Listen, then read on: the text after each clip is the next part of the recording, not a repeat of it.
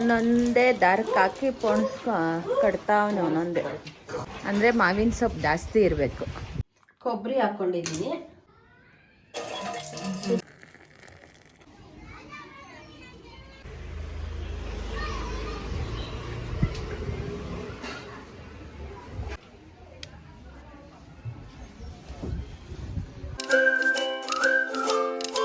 Hi, ಇವತ್ತು ಬಂದು ನಾನು ಬಾದಾಮಿ ಹಾಲು ತೋರಿಸ್ತಾ ಇದ್ದೀನಿ. ಇದೆಲ್ಲ ನಮ್ಮ ಅತ್ತೆಯವ್ರು ಮಾಡ್ತಾ ಇದ್ರು. ಇದು ಅದಕ್ಕೋಸ್ಕರ ಇವತ್ತು ಮಾಡೋಣ ಅಂದ್ಬಿಟ್ಟು ಮಾಡ್ತಾ ಇದ್ದೀನಿ. ಬನ್ನಿ ತೋರಿಸ್ತೀನಿ. ರುಬ್ಬಿಟ್ಟು ಮಾಡೋದು ತುಂಬಾ ಹಳೆ ಕಾಲ ರೆಸಿಪಿ ಇದು. ಇವತ್ತು ನಾನು ತೋರಿಸ್ತಾ ಇದ್ದೀನಿ. ಬನ್ನಿ ಪಟಾಪಟನ್ ಮಾಡಿ ತೋರಿಸ್ತೀನಿ. ಬಾದಾಮಿ ಒಂದು ಅರ್ಧ ಕಪ್ ಅಷ್ಟು, ನಿಮ್ಗೆ ಎಷ್ಟು ಬೇಕಷ್ಟು ಬಾದಾಮಿ ತಗೊಬೋದು.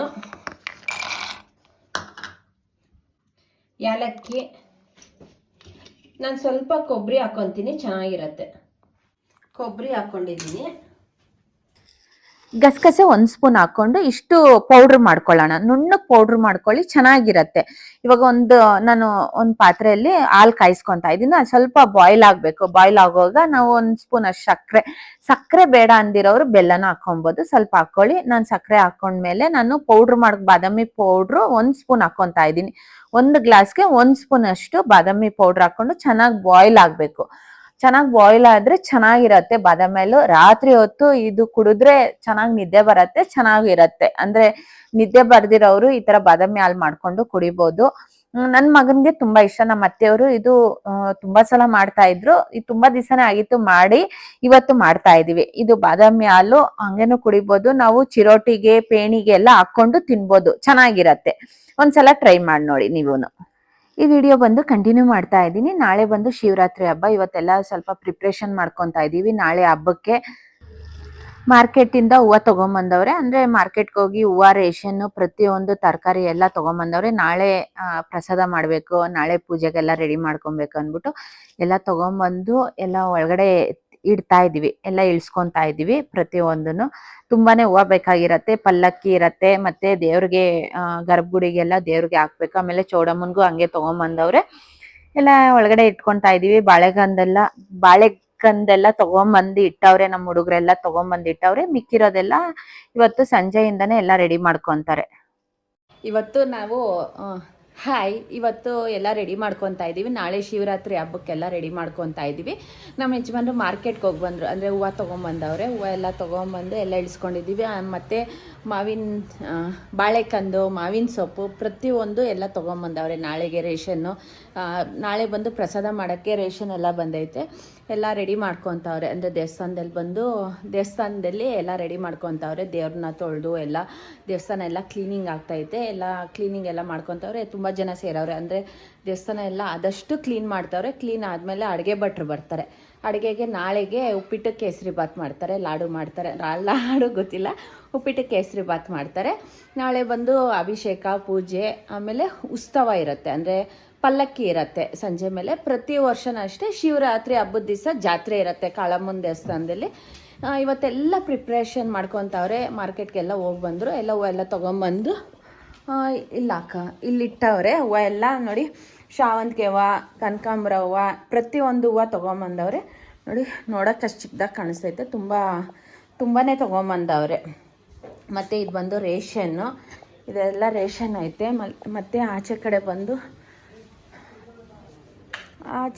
ಬಾಳೆ ದಿಂಡು, ಮತ್ತು ಇದು ತರಕಾರಿ ಎಲ್ಲ ತೊಗೊಂಬಂದವ್ರೆ. ಇದೆಲ್ಲ ಅಡುಗೆ ಭಟ್ರು ಬಂದು ಎಲ್ಲ ಬಿಡಿಸ್ಕೊತಾರೆ. ನೋಡಿ, ಎಲ್ಲ ತೊಗೊಂಬಂದವ್ರೆ. ಇದು ಬೊಕ್ಕಿಟ್ಲು ಸುಳಿ ಅಂತ ಅವತ್ಲು ಪೈನ್ ಪೆಟ್ಟಿಂದೆ ಎಲ್ಲ ರೆಡಿ ಮಾಡ್ಕೊತಾವ್ರೆ.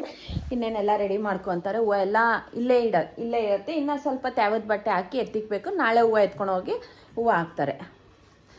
ನಾಳೆ ವಿಡಿಯೋ ಯಾರು ಮಿಸ್ ಮಾಡ್ತೀರಾ, ವಾಚ್ ಮಾಡಿ. ಇವಾಗ ನನ್ನ ಮಗಳು ಊಟ ಮಾಡೋಕ್ಕೆ ರೆಡಿ ಮಾಡ್ಕೊತಾವಳೆ. ದೋಸೆ ತಿನ್ನೋಣ ಅಂದ್ಬಿಟ್ಟು. ಅವಳಿಗೆ ನೈಟ್ ಹೊತ್ತು ದೋಸೆ ಇರಬೇಕು ಅಲ್ವಾ? ಏನು ಬೇಕು? ದೋಸೆಗೆ ಯಾವ ಸಾರು ಇದ್ರೂ ಪರವಾಗಿಲ್ಲ. ಅವಳಿಗೆ ಮೈನ್ ಬಂದು ದೋಸೆ ಇರಬೇಕು. ಕಳಮನ್ ದೇವಸ್ಥಾನದಲ್ಲಿ ಎಲ್ಲ ರೆಡಿ ಮಾಡ್ಕೊಂತವ್ರೆ, ಲೈಟಿಂಗ್ಸ್ ಎಲ್ಲ ಹಾಕವ್ರೆ, ಮಾವಿನ ಸೊಪ್ಪು ಕಟ್ಟವ್ರೆ, ಬಾಳೆ ದಿಂಡೆ ಎಲ್ಲ ಕಟ್ಟವ್ರೆ. ಇವಾಗ ಅಡಿಗೆ ಭಟ್ರು ಬಂದು ಎಲ್ಲ ರೆಡಿ ಮಾಡ್ಕೊಂತಾವ್ರೆ, ಅಂದ್ರೆ ಇವಾಗ ನಾಳೆಗೆಲ್ಲ ಪ್ರಿಪೇರ್ ಮಾಡ್ಕೊಂತಾವ್ರೆ. ಎಲ್ಲ ಸಾರಿಸಿ ಗುರ್ಸಿ ಎಲ್ಲ ರಂಗೋಲೆ ಬಿಡ್ಸವ್ರೆ, ಪ್ರತಿಯೊಂದು ದೇವ್ರನ್ನೆಲ್ಲ ವಾಶ್ ಮಾಡವ್ರೆ.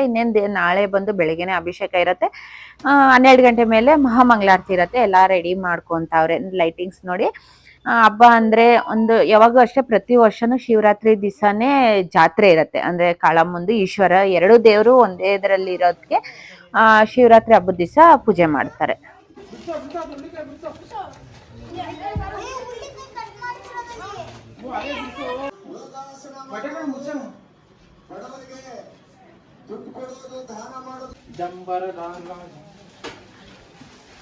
ಅದೆಲ್ಲ ಕ್ಲೀನಾಗಿ ಹಾಕೋದು ಬಾಕ್ಲು.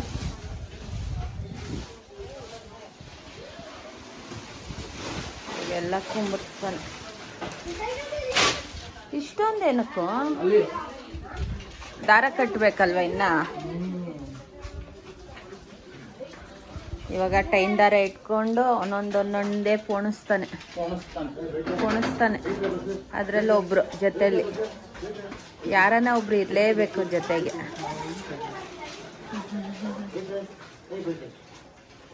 ಇವಾಗ ಗ್ರಿಪ್ಗೆ ಕಂಬಕ್ಕೆ ದಾರ ಕಟ್ತಾನೆ. ಹೌದು, ದಾರ ಜಾಯಿಂಟ್ ಮಾಡ್ಕೊಂತಾವನೆ. ನಮ್ಮ ಯಜಮಾನ್ರು ರೆಡಿ ಮಾಡ್ತಾವೆ ಬಟ್ಟೆ ಹಾಕೋಕ್ಕೆ. ನಾವು ದೇವ್ರಿಗೆ ಹೂವು ತಗೊಂಡ್ಬಂದಿರೋದು ಸ್ವಲ್ಪ ಸೇಫ್ಟಿ ಮಾಡ್ತಾ ಇದೀವಿ. ಫ್ರಿಜ್ಜಲ್ಲಿ ಇಡೋಕ್ಕಾಗಲ್ಲ, ಇಷ್ಟೊಂದು ಹೂವು ಇರತ್ತಲ್ವ, ಫ್ರಿಜ್ಜಲ್ಲಿ ಇಡೋಕ್ಕಾಗಲ್ಲ. ನಾವು ಕನಕಾಂಬರ ಮಾತ್ರ ಫ್ರಿಜ್ಜಲ್ಲಿ ಎತ್ತಿಕ್ತಾ ಇದೀವಿ. ಮಿಕ್ಕಿರೋದು ನಾವು ಬಿಳಿ ಪಂಚೆ ಅಂದ್ರೆ ಕಾಟನ್ ಪಂಚೆ ನೀರಲ್ಲಿ ಡಿಪ್ ಮಾಡ್ಕೊಂಡು ಬಂದು ನಾವು ಕ್ಲೋಸ್ ಮಾಡ್ತಾ ಇದೀವಿ. ಫ್ರಿಜ್ಜಲ್ಲಿ ಹೆಂಗ್ ಇಡ್ತೀವೋ ಅದೇ ತರ ಇರತ್ತೆ. ಸ್ವಲ್ಪ ಬಟ್ಟೆ ತ್ಯಾವ ಇದ್ರೆ ಚೆನ್ನಾಗಿರತ್ತೆ. ಕಾಟನ್ನೇ ನೀವು ಹಾಕ್ಬೇಕು, ಪಾಲಿಸ್ಟರ್ ಎಲ್ಲ ಹಾಕಿದ್ರೆ ಬಟ್ಟೆ ಬೇಗ ಒಣಗೋಗತ್ತಲ್ವಾ, ಅವಾಗ ಹೂವನು ಒಣಗೋಗತ್ತೆ. ಇದು ನಾನು ಟಿಪ್ಸ್ ಅಂದ್ಬಿಟ್ಟು ಹೇಳ್ತಾ ಇದೀವಿ. ನಿಮ್ಮ ಮನೇಲಿ ಚಿಕ್ಕದಾಗಿದ್ರು ಟವಲ್ ನೆನೆಸ್ಬಿಟ್ಟು ಕ್ಲೋಸ್ ಮಾಡಿದ್ರೆ 2 ದಿವಸ ಆದ್ರೂ ಏನು ಆಗಲ್ಲ. ಇದು ನೀವು ಈ ತರಾನೇ ಮಾಡ್ಕೊಬಹುದು. ಇವಾಗ ಇದು ನಾಳೆವರೆಗೂ ನಾವು ತೆಗಿಯಕ್ ಹೋಗಲ್ಲ. ಇವಾಗ ನನ್ನ ಮಗ ಮಾವಿನ ಸೊಪ್ಪು ಕಟ್ತಾವನೆ. ಒಂದೊಂದೇ ದಾರಕ್ಕೆ ಹಾಕಿ ಕಟ್ತಾವನೆ ಒಂದೊಂದೇ.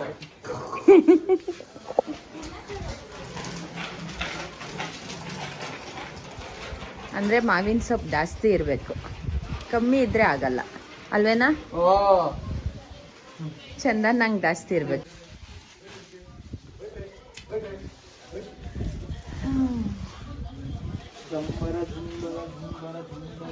ಈ ವಿಡಿಯೋ ಇಷ್ಟ ಆಗಿದ್ರೆ ಲೈಕ್, ಶೇರ್, ಕಮೆಂಟ್ ಮಾಡಿ. Thank you for watching my video.